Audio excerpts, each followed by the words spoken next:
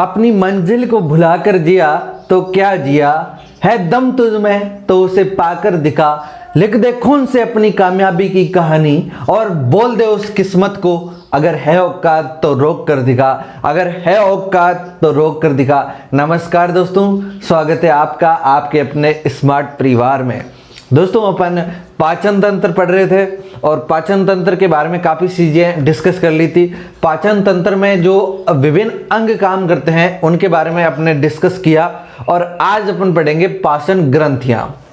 चलिए हम देखते हैं पाचन ग्रंथियाँ। हमने कल तीन टाइप शुरुआत में ही तीन टाइप की पाचक ग्रंथियाँ पढ़ ली थी। पाचक ग्रंथियाँ के बारे में डिस्कस करने वाले हैं। पाचक ग्रंथियां हमने तीन टाइप की पढ़ी थी।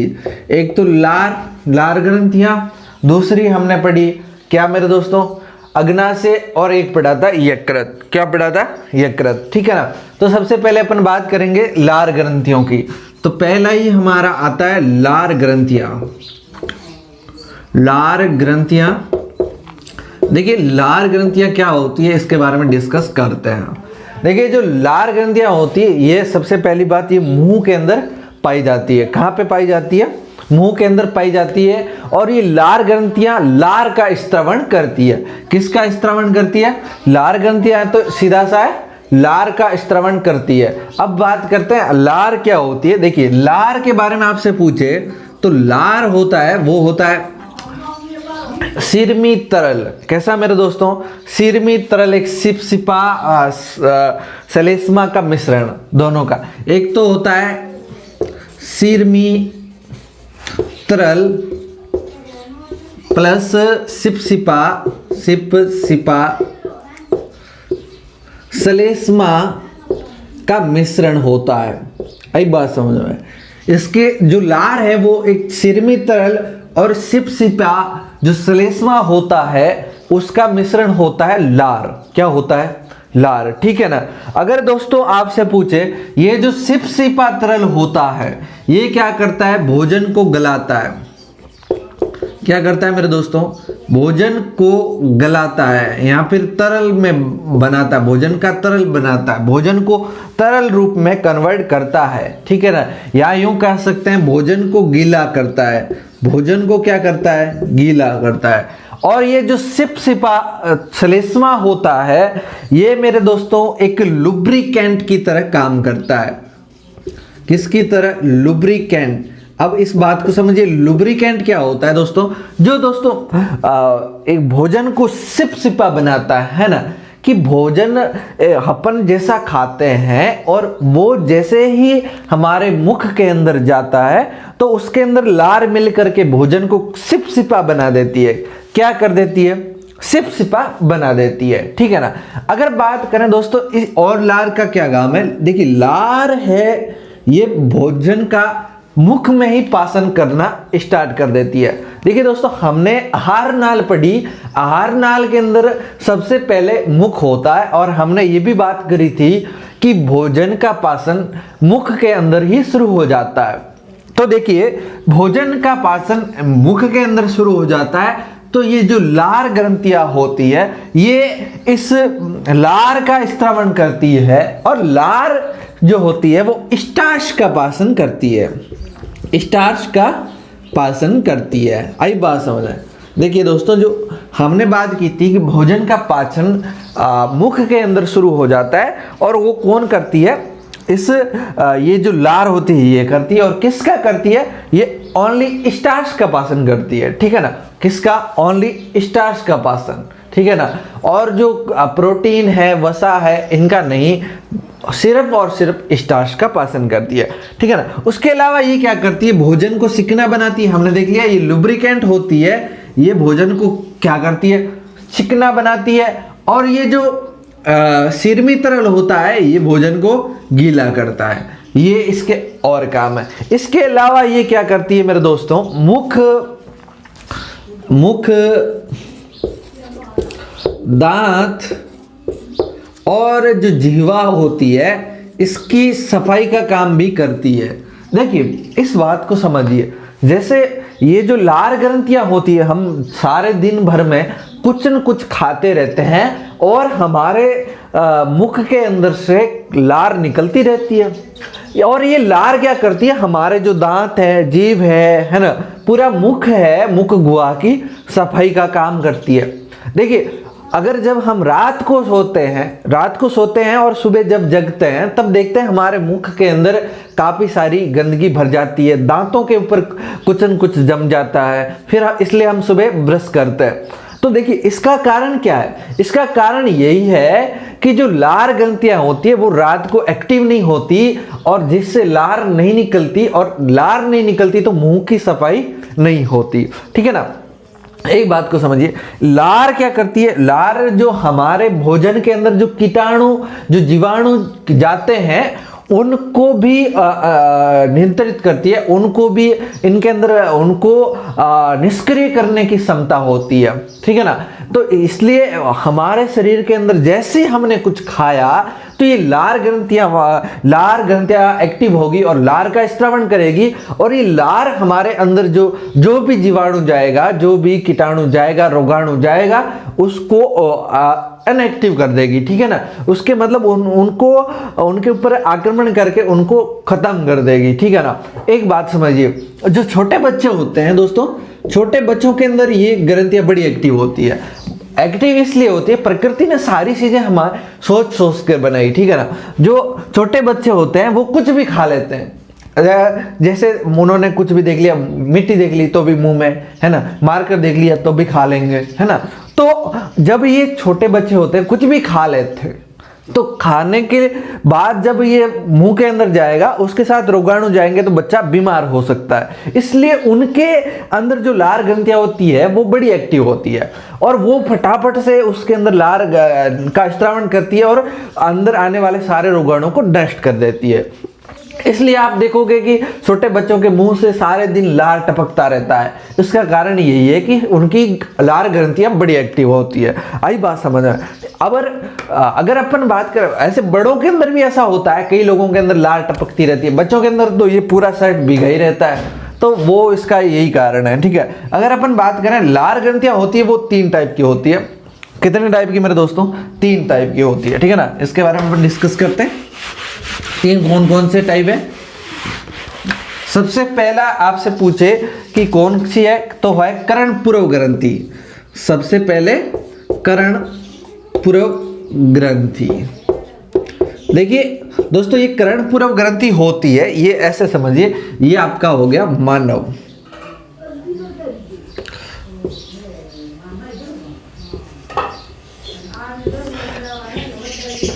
ये हो गया इसका कान, ये मानव है। तो कर्णपुरव ग्रंथि होती है, ये गालों में पाई जाती है। ये जो गाल होते हैं ना, यहाँ पे पाई जाती है कर्णपुरव ग्रंथि। तो पहली बात तो ये कहाँ पाई जाती है?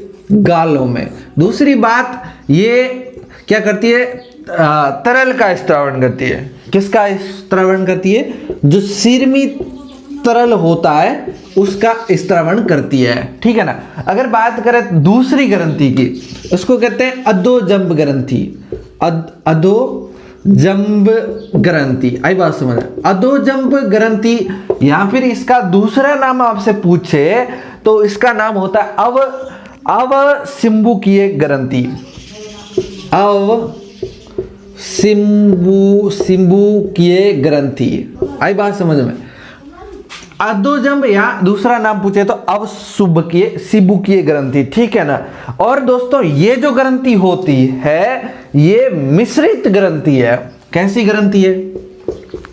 मिश्रित ग्रंथि। मिश्रित ग्रंथि का मतलब ये सीरमी तरल का स्त्रावण करती है, इसके साथ ही ये किसका स्त्रावण करती है मेरे दोस्तों? ये श्लेष्मा का स्त्रावण करती है, श्लेष्मिक पदार्थ का स्त्रावण करती है। हमने पढ़ा ना, ये जो होता है लार, ये 2 टाइप के तरलों से मिलकर बनी होती है, एक सीरमी तरल और दूसरा सिपसिपा श्लेष्मिक पदार्थ या श्लेष्मा से। तो ये दोनों का स्त्रावण करती है। अगर आपसे पूछे एक और ग्रंथि होती है, वो तीसरी टाइप का पूछे तो ये होती है अधोजीवा ग्रंथि।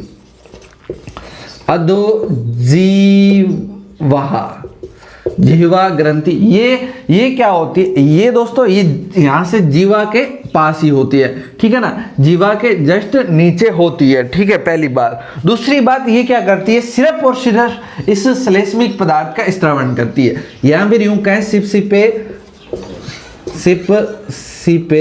सिप-सिपे श्लेष्मा का स्त्रावण करती है। आई बात समझ आए? ये सिर्फ 3 टाइप की ग्रंथियां हैं। ये क्या क्या करती है?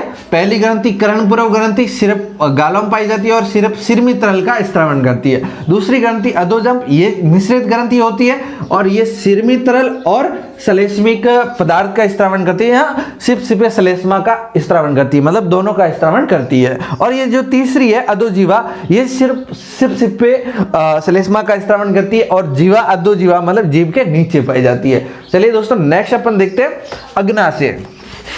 अग्नाशय के बारे में डिस्कस करते हैं। दूसरी ग्रंथि जो हमारी है पार्श्व ग्रंथि, वो होती है अग्नाशय। चलिए बात करते हैं अग्नाशय की।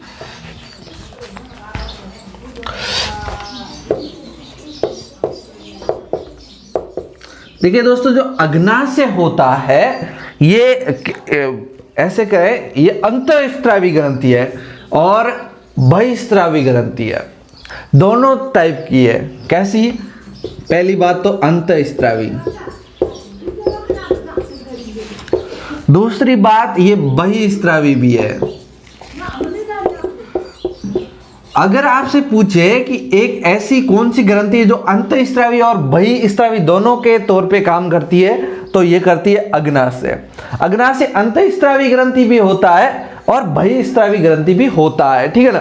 अगर आपसे पूछे कि अंतःस्रावी के तौर पे ये इंसुलिन हार्मोन का स्त्रावण करती है, इंसुलिन, और दूसरा ग्लूकेगॉन, दोनों हार्मोनों का ग्लूकेगॉन, दोनों हार्मोनों का स्त्रावण करती है। अगर पूछे आपसे बहिस्रावी के तौर पे किसका स्त्रावण करती है, तो ये करती है अग्नाशयी रस का, अग्नाशयी रस का, है ना। तो ये दोनों के रूप में काम करती है, ठीक है ना। जैसे ये जो हमने पाचन तंत्र पढ़ा था, यहाँ से जो ग्रसनी आती है, यहाँ आमाशय होता है और ये यहाँ पे जो यकृत होता है, क्या होता है? ये यकृत होता है और यहाँ पर ये पाई जाती है लगभग ये अग्नाशय ग्रंथि, ठीक है ना। एक छोटी सी होती है, ज्यादा बड़ी नहीं होती, लगभग 6 से 8 इंच के आसपास होती है, 6 से 8 इंच, ठीक है ना। अगर दोस्तों आपसे पूछे कि ये होती कैसी है, तो ये यहाँ पे होती है लगभग यू आकार की, प्लस यू आकार की। कैसी आकार की? यू आकार की, ठीक है ना। अगर दोस्तों आपसे पूछे ये कहाँ होती है, यकृत और इस आमाशय के लगभग आसपास पाई जाती है, ठीक है ना, आमाशय के आसपास पाई जाती है। अगर दोस्तों आपसे पूछे कि ये करती क्या है, तो दोस्तों ये इसका काम क्या है, इस अग्नाशय का, इस अग्नाशय ग्रंथि का, तो ये कार्बोहाइड्रेट, प्रोटीन और वसा का पाचन करने में सहायक है। किसका पाचन करती है? प्रोटीन और कार्बोहाइड्रेट और वसा का पाचन करती है, ठीक है ना। अगर आपसे पूछे, ये एक और इंपॉर्टेंट काम करती है दोस्तों, इस बात का ध्यान रखना, ये दो इंसुलिन और ग्लूकेगॉन हार्मोन होते हैं, ये हमारे शरीर के अंदर रक्त शर्करा का नियंत्रण करते हैं। क्या करते हैं? रक्त शर्करा का नियंत्रण करते हैं। इसलिए दोस्तों जब इंसुलिन हार्मोन यानी अग्नाशय इंसुलिन हार्मोन का स्त्रावण कम करता है, तो रक्त के अंदर शर्करा बढ़ जाती है, रक्त के अंदर शर्करा बढ़ जाती है, यानी कि शुगर होती है वो बढ़ जाती है।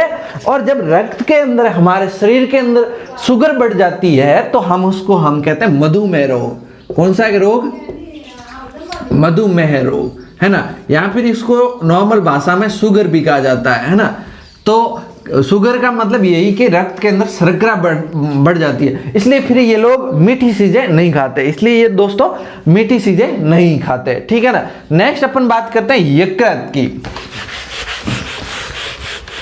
आपने देखा ये यकृत यहाँ पे होता है, ये इसको समझते हैं, इसको मिटाते नहीं है दोस्तों। जो यकृत होता है, ये सबसे पहली बात तो ये यहाँ पे बाएं साइड में स्थित होता है। कहाँ? बाएं साइड में।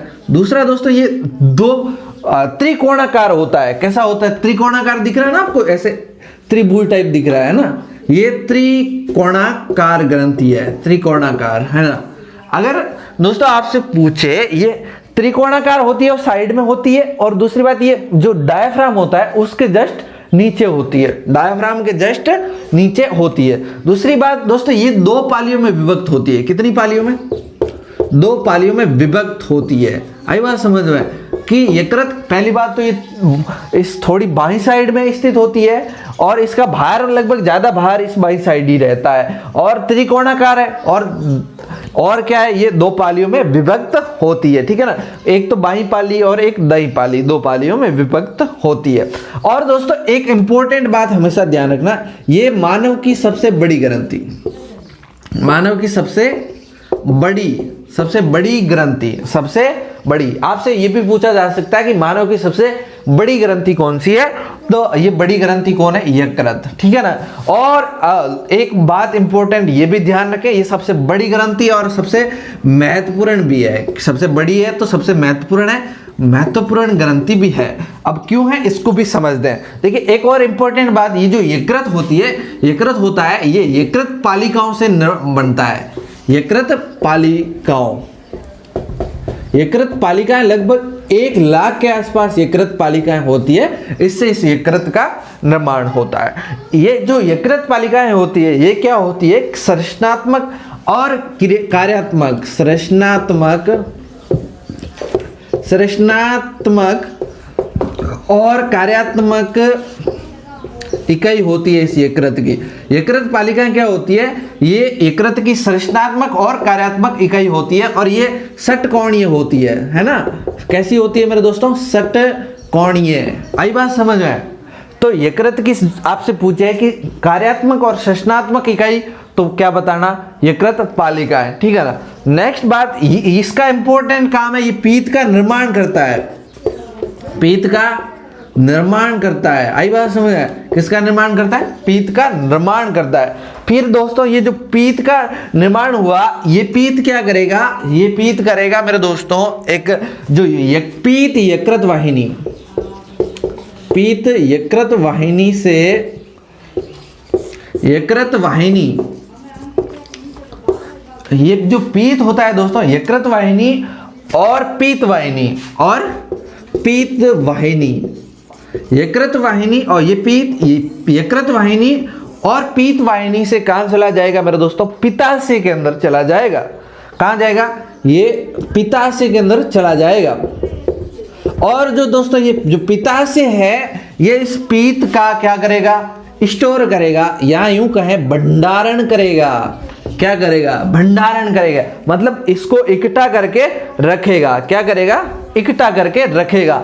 और जो दोस्तों ये पित्ताशय होता है, ये लगभग यहाँ पे इसका छोटा सा स्थित होता है पित्ताशय, है ना, इस यकृत के जस्ट नीचे स्थित होता है। तो ये पित्ताशय करेगा क्या? पीत का भंडारण करेगा। फिर ये दोस्तों जो पित्ताशय से पीत निकल के कहां जाएगा? ग्रसनी के अंदर। किस में चला जाएगा मेरे दोस्तों? ग्रसनी, या यूं कहे जो ग्रहणी के अंदर चला जाएगा। किस में चला जाएगा? ग्रहणी के अंदर चला जाएगा। और दोस्तों ये किसके माध्यम से जाएगा? तो ये पित्ताशयी नलिका है द्वारा, पित्ताशयी नलिकाओं से जाएगा, पित्ताशयी नलिकाओं से जाएगा। दोस्तों आई बात समझ में? जो दोस्तों जो यकृत होता है वो पीत का निर्माण करता है। क्या करता है? पीत का निर्माण करता है। और उसके बाद क्या होता है? ये जो पीत होता है वो यकृत वाहिनी और पीत वाहिनी के द्वारा कहां चला जाता है? पित्ताशय के अंदर। और पित्ताशय इसका भंडारण करता है। किसका? पीत का भंडारण करता है। और फिर पित्ताशयी नलिकाओं के द्वारा ये ग्रहणी के अंदर पीत चला जाता है, वहां पर इसका अपना काम होता है। देखिए दोस्तों एक इंपॉर्टेंट बात यहाँ पे ध्यान रखना, आपके एग्जाम में क्वेश्चन ये भी पूछा जा सकता है कि पीत का निर्माण कौन करता है? पीत का निर्माण कौन करता है? पहला ही ऑप्शन आपको क्या मिलेगा? पित्ताशय। दूसरा मिलेगा अग्नाशय, तीसरा यकृत या सोता, इनमें से कोई नहीं। तो दोस्तों याद रखना, जो पित्ताशय है, आपको लगेगा पीत का निर्माण तो पित्ताशय कर रहा होगा, लेकिन पित्ताशय निर्माण नहीं करता है। पित्ताशय सिर्फ क्या करता है, इसका भंडारण करता है, पित्ताशय मतलब यहाँ पे इकट्ठा करता है ना। और निर्माण कौन करता है, निर्माण यकृत करता है। ये बड़ा कंफ्यूजन करने वाला प्रश्न यहाँ से बनता है, ठीक है ना। चलिए दोस्तों, ये थी हमारी इंपॉर्टेंट ग्रंथियां जो पाचन में सहायक है, और उसके अलावा हम और कुछ चीजें हैं जो अगली क्लास में पाचन के बारे में पढ़ लेंगे। दोस्तों उम्मीद करता हूं कि ये वीडियो आपको बहुत अच्छा लगा होगा। दोस्तों अगर हमारे चैनल पर नए हो तो चैनल को सब्सक्राइब जरूर करिएगा, अपने दोस्तों के साथ शेयर जरूर करिएगा, और आपका प्यार और स्नेह यूं ही बना रहे।